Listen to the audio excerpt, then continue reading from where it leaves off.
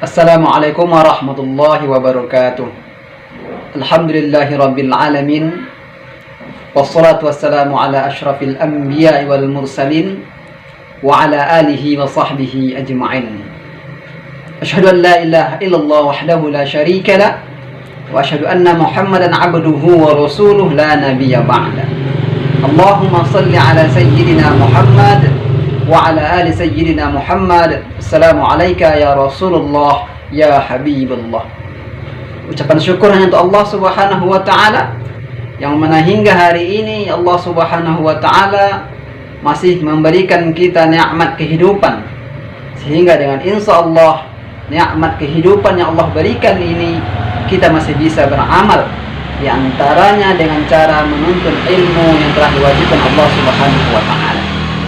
Salawat dan salam buat baginda Rasulullah. Allahumma salli ala sayyidina Muhammad wa ala ali sayyidina Muhammad. Assalamu alayka ya Rasulullah. Assalamu alayka ya Habibullah. Para pelajar SMA Al-Azhar Kota Pekanbaru, adapun materi pembahasan kita pada hari ini yaitu mengenai sumber hukum Islam. Di dalam Islam, sumber hukum Islam dikelompokkan kepada 3 bagian.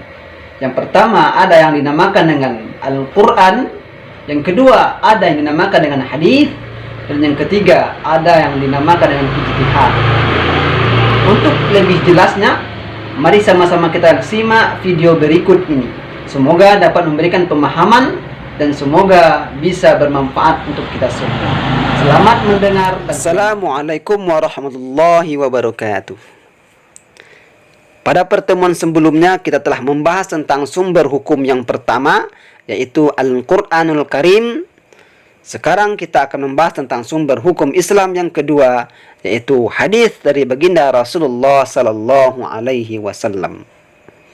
Hadis secara bahasa berarti baru, tidak lama, pembicaraan ataupun cerita.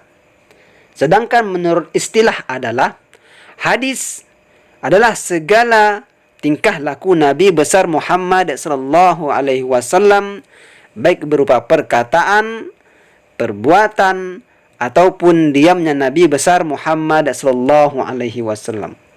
Dalam istilah lain, hadis adalah segala berita yang berasal dari Nabi besar Muhammad sallallahu alaihi wasallam, baik itu berupa ucapan atau dikenal dengan istilah qauliyah, atau berupa perbuatan atau dikenal juga dengan istilah fi'liyah, dan takrirnya Nabi atau dikenal dengan istilah takririyah, yaitu diamnya Nabi atau setujunya Nabi.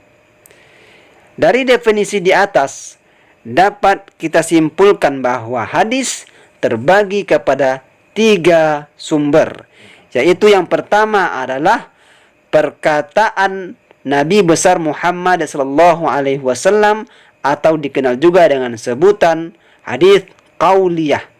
Yang kedua, segala perbuatan Nabi besar Muhammad sallallahu alaihi wasallam ataupun dikenal juga dengan istilah fi'liyah. Sebagai contoh, seperti sebagaimana baginda Rasulullah sallallahu alaihi wasallam melaksanakan haji, salat dan lain sebagainya. Dan yang ketiga adalah hadis yang berupa diamnya Nabi atau persetujuan Nabi, yaitu dikenal juga dengan istilah takririyah. Sebagai contoh, tatkala baginda Nabi melihat orang yang sedang melaksanakan jual beli dengan orang yang buta, ketika itu baginda Nabi terdiam, sebagai makna baginda Nabi membiarkan ataupun menyetujui perbuatan tersebut. Anak-anak kami SMA Al-Azhar Sifa Budi Kota Pekanbaru, yang insya Allah bukan hanya sekedar berilmu, tapi juga bertauhid, berakhlak dan beramal. Adapun selanjutnya kita bahas adalah fungsi hadis sebagai sumber hukum Islam. Pada dasarnya, fungsi hadis terbagi kepada 4 bagian, yaitu bayan at-takrir, kedua bayan at-tafsir, yang ketiga bayan at-tasrik, dan yang keempat bayan an-nasakh. Baiklah, kita bahas satu persatu. Yang pertama adalah bayan at-takrir. Apa itu bayan at-takrir? Bayan at-takrir merupakan penguat atau pengukuh hukum yang telah disebutkan ataupun yang telah ada di dalam Al-Quran, sehingga keduanya, Al-Quran dan hadis, menjadi sumber hukum yang saling melengkapi dan saling menguatkan. Salah satu contoh, Allah Subhanahu wa ta'ala telah melarang manusia untuk berbohong. Allah telah terangkan itu di dalam Al-Quran, kemudian hal itu kembali dijelaskan ataupun diterangkan oleh baginda Rasulullah SAW di dalam hadis. Contoh lain, Allah telah melarang manusia untuk berbuat syirik ataupun menyekutukan Allah. Hal ini telah Allah jelaskan di dalam Al-Quran. Namun Allah melalui baginda Nabi besar Muhammad SAW juga jelaskan di dalam hadis. Fungsi hadis yang kedua adalah bayan at-tafsir. Apa itu bayan at-tafsir? Bayan at-tafsir adalah sebagai penjelas atau perinci terhadap ayat-ayat Al-Quran yang masih bersifat umum. Sebagai contoh, Allah Subhanahu wa ta'ala telah menjelaskan kepada manusia ataupun memerintahkan kepada manusia untuk berpuasa atau untuk melaksanakan ibadah zakat. Allah berfirman, aqimus shalah wa atuz zakah. Allah perintahkan manusia untuk berzakat melalui Al-Quran. Tetapi bagaimana cara berzakat? Apa ketentuan berzakat? Apa syarat-syarat berzakat? Allah tidak jelaskan di dalam Al-Quran, tapi Allah rinci melalui baginda Rasulullah SAW, yaitu dalam hadis-hadis baginda Rasulullah SAW mengenai ketentuan-ketentuan, syarat-syarat tentang zakat tersebut.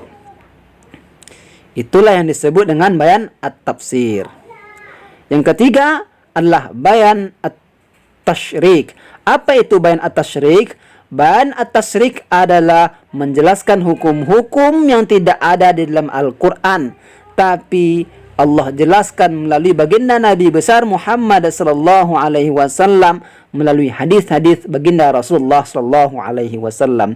Salah satu contoh tentang cara mensucikan bejana yang telah dijilat oleh anjing. Allah Subhanahu wa ta'ala telah tidak menjelaskan tentang cara mensucikan bejana yang telah dijilat oleh anjing. Tapi Rasulullah jelaskan di dalam hadisnya tentang cara mensucikan bejana yang telah dijilat oleh anjing, yaitu dengan cara mensucikan dengan air sebanyak 7 kali, dan salah satu air dari yang 7 itu merupakan air yang telah dicampuri dengan tanah. Nah, 3 inilah fungsi hadis yang telah disepakati oleh ulama. Satu fungsi hadis yang tidak disepakati oleh ulama, yaitu bayan an-nasakh. Apa itu bayan an-nasakh? Bayan an-nasakh memiliki makna untuk menghapus ketentuan yang ada dengan ketentuan yang lain. Maksudnya ketentuan yang ada di dalam Al-Quran dihapus dengan ketentuan yang ada di dalam hadis. Karena datangnya satu permasalahan yang baru, namun maksudnya bukan untuk menghapus isi dan substansi hukum di dalam Al-Quran, hanya masalah teknisi saja yang berbeda. Nah, mungkin demikian yang dapat kita sampaikan sebagai pengulangan bahwa fungsi hadis terbagi kepada 4 kelompok ataupun 4 bagian, yaitu bayan takrir, bayan tafsir, bayan tasyrik, dan bayan an-nasakh.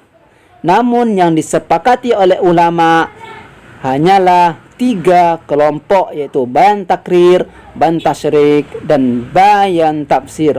Oleh sebab itu pembahasan kita fokus kepada 3 fungsi hadis tersebut. Demikianlah penjelasan kita tentang hadis sebagai sumber hukum Islam yang kedua, maka mari sama-sama kita patuhi ketentuan hadis, karena bukan hanya saja Al-Quran sebagai pedoman hidup kita, tapi juga hadis juga merupakan sebagai pedoman hidup kita yang bisa mengantarkan kita selamat dunia wal akhirah. Cukup sekian, semoga bermanfaat. Wassalamualaikum warahmatullahi wabarakatuh.